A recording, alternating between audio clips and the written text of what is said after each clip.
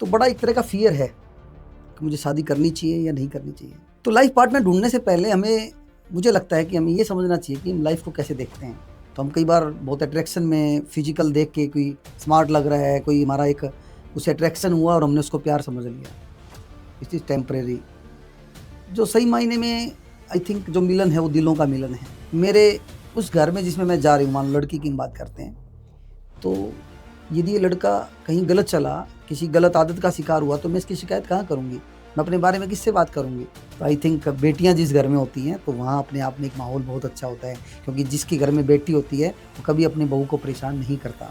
आप बताइए, आपके घर में लाखों करोड़ों रुपए हों और उसको सेलिब्रेट करने वाला व्यक्ति आपके साथ ना हो, परिवार में प्रेम ना हो, आई थिंक हर चीज़ अधूरी है।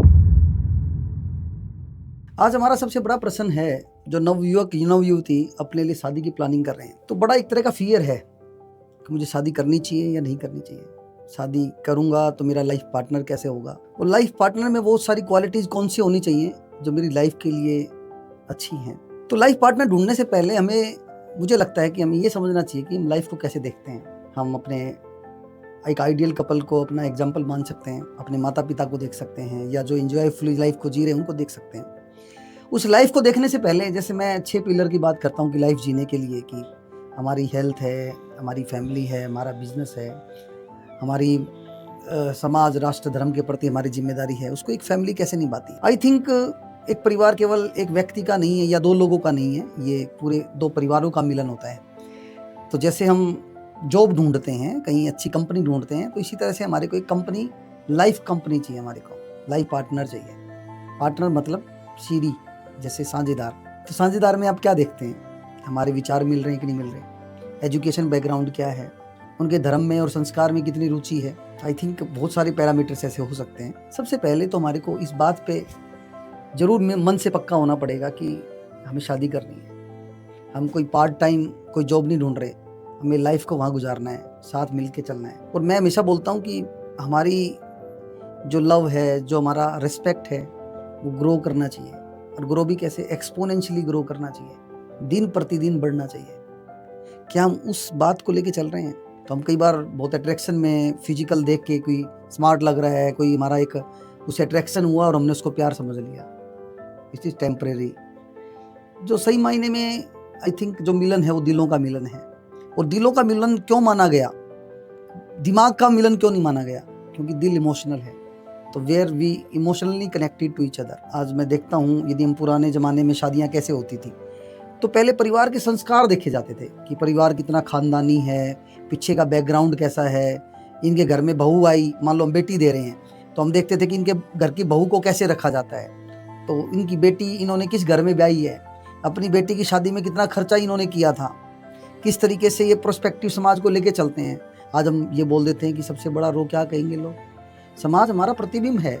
इसमें हो सकता है कि हम बहुत ज़्यादा बड़ा उसको ना करके देखें, बट उस बात को भी हम ध्यान में तो रखेंगे ना। तो ये कुछ पॉइंट्स हैं जिनका हमें ध्यान रखना चाहिए जब अपना लाइफ पार्टनर हम ढूंढ रहे हैं। आज हम देखते हैं कई बार परिवार एकाकी होते जा रहे हैं, एक ही बेटा है, एक ही बच्चा है, उसमें हम घर में शादी कर रहे हैं, बड़ा छोटा कोई है ही नहीं। मान लो हम वर्स कंडीशन देख के चलें कि वर्स कंडीशन में मेरे उस घर में जिसमें मैं जा रही हूँ, मान लो लड़की की बात करते हैं, तो यदि ये लड़का कहीं गलत चला, किसी गलत आदत का शिकार हुआ, तो मैं इसकी शिकायत कहाँ करूँगी? मैं अपने बारे में किससे बात करूँगी?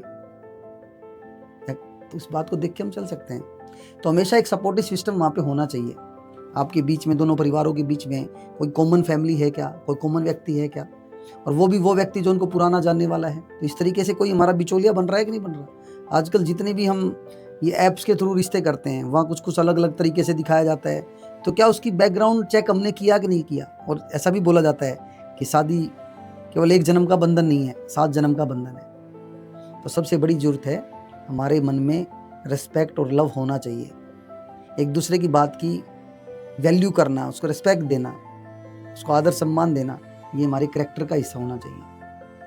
अब मैं मेरा एग्जांपल देता हूँ। तो मेरी वाइफ 12th पास है, मैंने एमए इकोनॉमिक्स MBA किया, बहुत ज़्यादा पढ़ाई लिखाई में अपना करियर बनाना चाह रहा था मैं, बट हमारा इनके एजुकेशन बैकग्राउंड हमारा मैच नहीं करता था। लेकिन जो फैमिली सिस्टम था हमारा, जो फैमिली का बैकग्राउंड था, वो दोनों परिवारों को निभाने वाला था। तो इसी को संस्कार बोलते हैं। तो आज मेरी शादी को 22 साल हो गए, मतलब ऐसा नहीं है कि कोई घर में बातचीत नहीं होती, लड़ाइयाँ भी होती हैं, डिफरेंस ऑफ ओपिनियन भी होते हैं, लेकिन अगले दिन हम पूरा फिर से वैसे ही हो जाते हैं।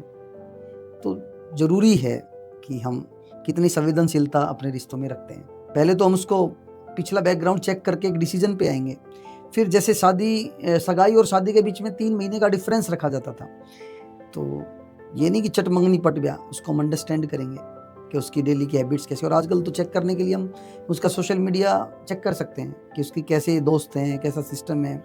हम उनके एक सर्कल का एनालिसिस कर सकते हैं, किस सर्कल में उठता बैठता है। और आजकल यूथ में एक बहुत बड़ी प्रॉब्लम हो गई है कि वो चीज़ कोई ना कोई नशे का एडिक्ट हो जाता है, या कहीं ना कहीं मल्टीपल उनके रिलेशंस होते हैं। जैसे अभी सामाजिक तौर पे मुझे 15-20 रिश्तों में एक मीडिएटर की भूमिका अदा करने का मौका मिला, तो कहीं ना कहीं हम गारंटी आज किसी की एक बच्चे की नहीं ले सकते, बट यदि हम अपनी लाइफ के लिए डिसीजन ले रहे हैं, अपने बच्चों के लिए डिसीजन ले रहे हैं, अपने भाई बहन के लिए ले रहे हैं, तो हमें एक डीप एनालिसिस दोनों रिश्तों में करनी चाहिए। उसके बाद आज जो मेरा लाइफ पार्टनर बनने जा रहा है वो अपनी लाइफ के लिए अपनी विजन को कैसे रखता है।